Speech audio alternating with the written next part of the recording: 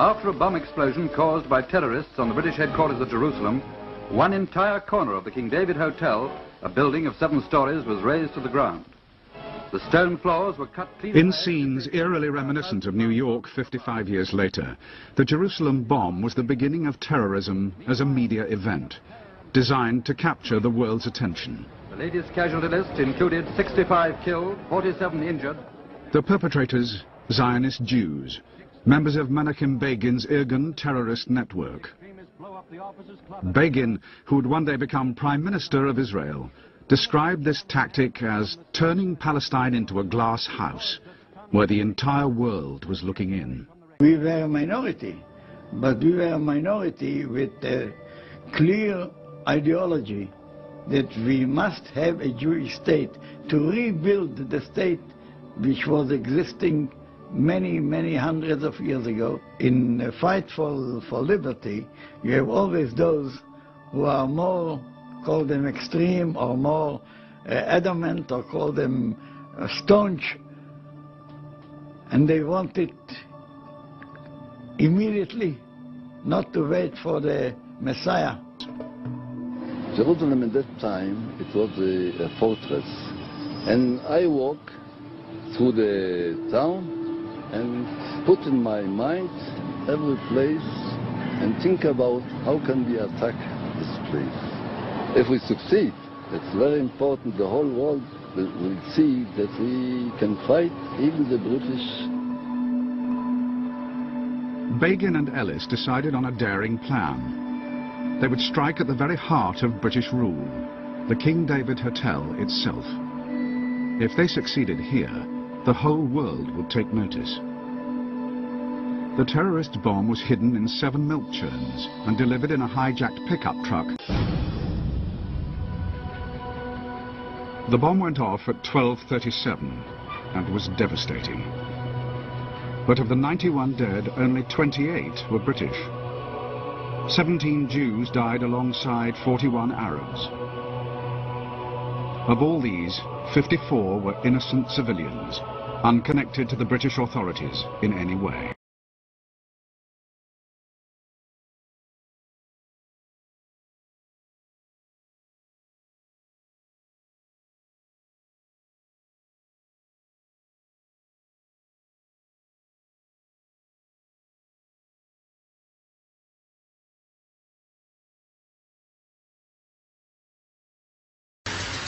We started with military operations to make sure that the road between Tel Aviv and Jerusalem will not be endangered by the big villages or towns that were along the road, wherefrom came all the attackers on the convoys. A special Haganah brigade was formed to open the road to Jerusalem. The system was to attack the village, to give warning to the civilians, to destroy the village. And by the elimination of the villages alone and adjacent to the road, we were sure that there would be no attacks.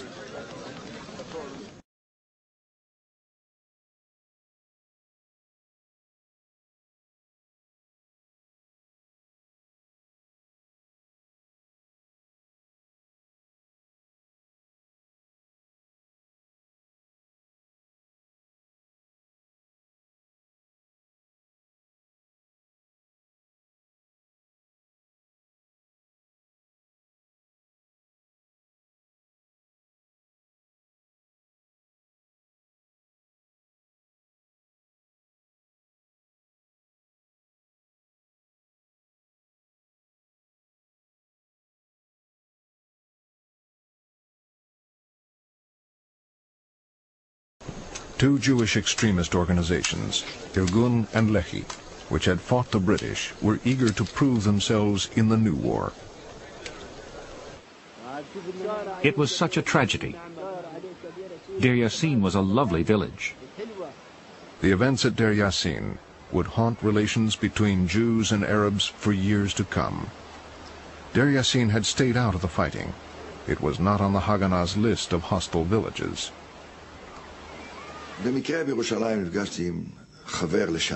I ran into a man who had left us for the terrorists.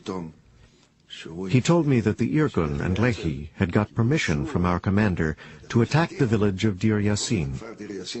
He was very proud. Blared out, "Lay down your arms. Run for your lives." Then I heard our machine gun. I was kneeling down like this. When I looked up, I saw the village ablaze. Their attack lit up the whole village.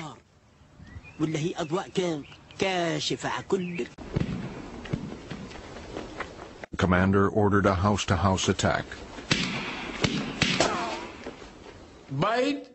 So I gave the order. Before entering a house, throw a couple of grenades inside.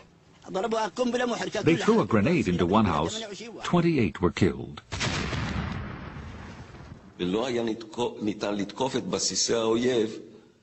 It was impossible to attack the enemy without hurting their families. It was difficult. It was painful, and I'm sorry we had to do it. But we had no choice.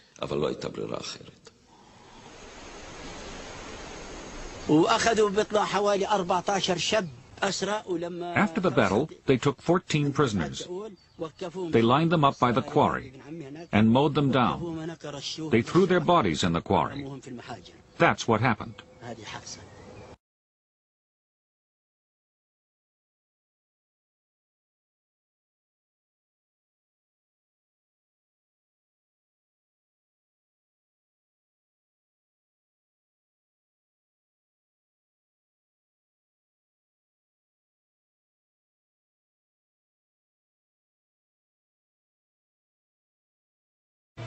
New immigrants were often settled along Israel's frontiers.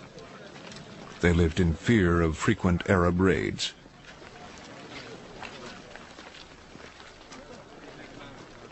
Ben-Gurion blamed Nasser for the raids. He ordered the Israeli army to retaliate by striking Arab countries harboring infiltrators.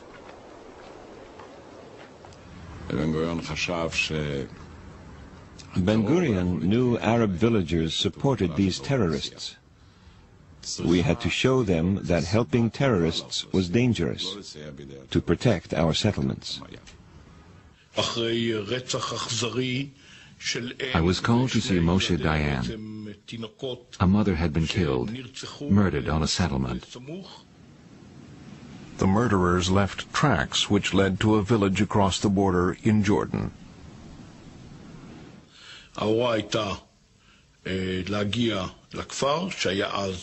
My orders were to reach the village in Jordan.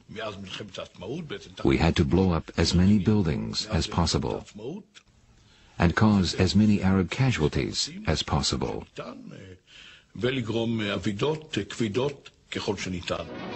tiny village of Tibia on the Israel-Jordan border is in ruins as dazed survivors relate how troops struck across the frontier at night. They accuse Israeli forces of leveling buildings with grenades, shellfire, and explosives, trapping entire families in the rubble. The attack prompts the United States, England, and France to deliver their sharpest rebuke to Israel since its founding and to demand stern action to punish the guilty troops.